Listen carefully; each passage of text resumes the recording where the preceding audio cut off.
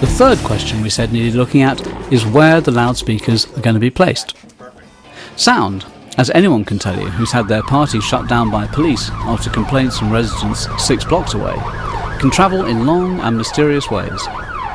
How sound travels is called dispersion, and it's both an interesting and extremely important thing to consider for a number of reasons. The process starts with the design of the loudspeakers themselves. Notice how this high-frequency horn is flared. This helps the sound develop while controlling dispersion. Next issue is how you position the cabinets to give as many people in the audience a balanced and blended sound. To make the whole procedure as natural as possible for the audience, loudspeakers are normally positioned beside or sometimes above the stage so that the final sound appears to be coming from the stage in one unified direct package. Placement is key to getting the best coverage with the least amount of wasted amplifier power. You need to aim loudspeakers directly at the intended audience. Doing this will avoid 2 major pitfalls. 1, using too much volume, and 2, causing intelligibility problems. Often, novice sound people will immediately go for the master fader on the console when audience members complain they can't hear. This actually might be the very reason for the complaints in the first place.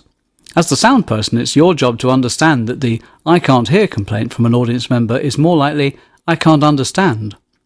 This is a common problem in houses of worship, where the audience tends to be a bit older and may be beginning to suffer the early effects of hearing loss.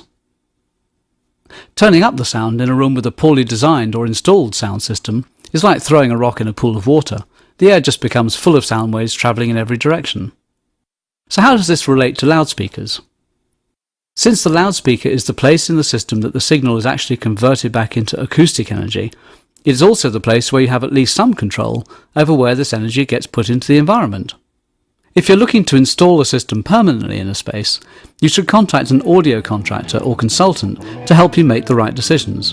And before you do this, why not visit venues that are similar to yours and find out who works on their systems? Well, provided you liked what you heard, of course. If you're either using a different system every night, or using the same system in a different environment every night, we have plenty of tips on maximising your sound and troubleshooting in the Golden Rules scene.